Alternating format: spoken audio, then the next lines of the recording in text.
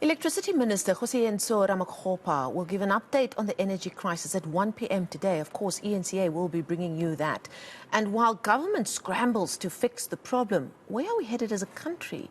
Let's find out what the sort of overarching look of the crisis is right now from Renewable Energy Law expert Alexandra Clüver from Allen Overy. She's been advising clients in the energy sector for over a decade already, and she joins us virtually from Cape Town. Alexandra, thank you so much for your time on this Sunday morning. I mean, you've been navigating a very interesting space over the last decade where I suppose risk and potential panic amongst clients that perhaps might come to you has really ratcheted up over the last 5 years or so. When somebody comes to you at the moment and they ask that you must give them a quick snapshot of what they should be looking out for, is it still a crisis? Is there light at the end of the tunnel? What are the things you are telling them that they should be aware of right now as we continue to navigate this crisis? Good morning, Marcel. Good to be here.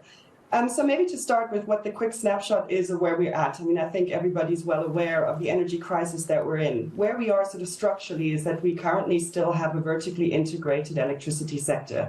By that, I mean that currently both generation and transmission as well as distribution sit within the hands of a state-owned monopoly with very few exceptions, meaning that Eskom is the player, the goalkeeper and the referee. Where has that left us? Currently, we're in a situation where we have structural lack of functional generation, we have grid capacity constraints, and we have rising costs, which has left us in the energy crisis that we're in. But what I would say is that it's not all as bleak as it perhaps looks today. The solution isn't a quick one, unfortunately, but there is draft legislation on the horizon that is looking to guide us into a multilateral competitive space, which will bring with it more entrants into the market and competitive pricing as well as generation capacity. In addition to which, government has long signaled the breakup of Eskom into its constituent parts, being generation, transmission and distribution. But what we have to ensure happens when all of that takes place is that we loosen Eskom's grip on generation as well as distribution in order to properly liberalize the market. Now, we were just running a story a little bit earlier talking about the energy mix, a phrase that we've been hearing over and over again, and also some experts believing that the Eskom debt relief bill is pointing to signs of privatization. And you spoke about draft legislation there. And as a law expert in this space, what are you seeing as being the impact of that debt relief bill if it's pushed through? So perhaps to focus more on the legislation relating to the energy liberalization market itself. So the bill that's sitting in relation to the Electricity Regulation Act and the draft bill relating to that. Obviously, what we've seen so far in terms of allowing the private sector to participate in the market has come through two things. One being generation, which is the entry of renewable energy into the space, initially selling to Eskom through things like the Renewable Energy Procurement Program, which saw a lot of investment and addition of generation capacity to the grid by the private sector, and so has been seen as very successful. In addition to which, in recent years, somewhat in reaction, I think, to the crisis that we're in, the private sector ability to sell directly to heavy industry users has been heavily liberalized, allowing for IPPs, or what I mean by that is independent power producers, to sell directly to mines and the like. And there's been huge activity there, again, encouraging that investment will take place if you allow it to.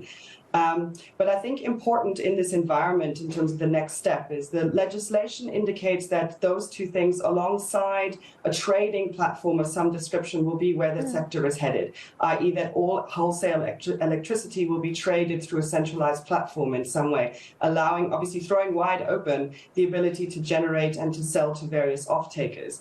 That's fairly complex market reform, and what we've seen in other parts of the world where this has taken place is that it needs quite clear guidance in terms of what it is that we're trying to solve for, so that we strategize around the destination. We often call it the energy trifecta, i.e. what problems are we trying to solve? Is it affordability? Is it sustainability, i.e. more renewable, kind of less fossil fuel capacity? Or is it security of supply, which naturally is our biggest problem at the moment? But without clearly indicating what it is that we're trying to do, it's hard to know exactly which direction the market is headed in.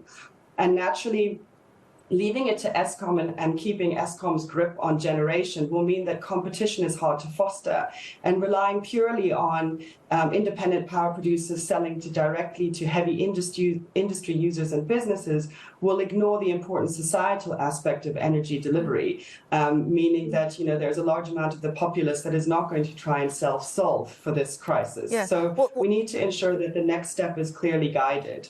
Now, speaking about self-solve, I mean, you're seeing a lot of movement happening in provinces like the Western Cape, where the local government there has taken it upon themselves, saying, look, we're going to do what we can so that we don't have to depend on Eskom so much.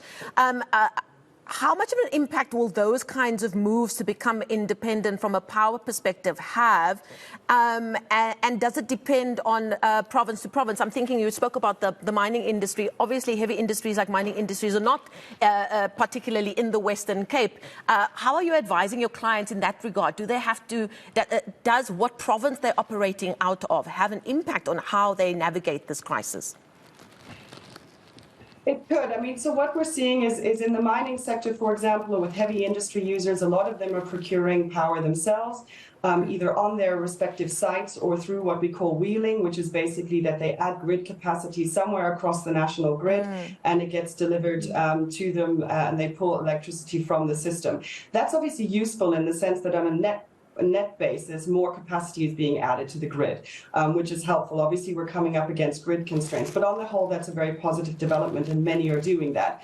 And as you say, municipalities are also looking to become more independent from the national grid by procuring power themselves. But what we have to remember on an overlaid basis, and what we've seen in other markets, in order to kind of steer this in the correct direction, is if the legislation as it's currently published is implemented, then we will have potentially an overall trading platform through which all electricity can be traded, which from a competition perspective is potentially a very good development.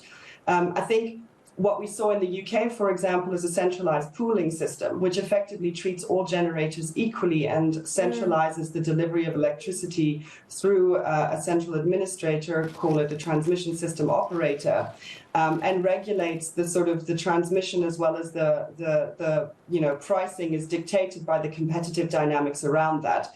So we'll need to understand what exactly that looks like. In the meantime, naturally, anybody adding energy capacity to the grid in order to buy it itself, as it were, is taking some strain off of the generation capacity of Eskom's. Just in closing, Alexandra, the Electricity Minister, Kgosientso Ramokgopa, expected to give an update on the energy crisis at 1 p.m. this afternoon. What will you be listening out for from him? Well, it'd be interesting to hear, in addition to sort of regulatory elements, naturally what more practical steps are perhaps being taken. We know, for example, that government is looking to procure storage systems at various points in the country to relieve the grid capacity constraints, which will ultimately hopefully relieve load shedding and allow more capacity to be added. But it'll be interesting to see whether there's any more immediate steps as well, or additional procurements from the private sector that will help add capacity and relieve the system. Again, none of these solutions necessarily particularly short term, but ultimately leading us in the right direction. Okay, we're going to leave it there. Thank you so much. So insightful there. Alexandra Clüver, partner in the Global Projects Energy, Natural Resources and Infrastructure Group at Allen Overy. We thank her so much for her time this morning.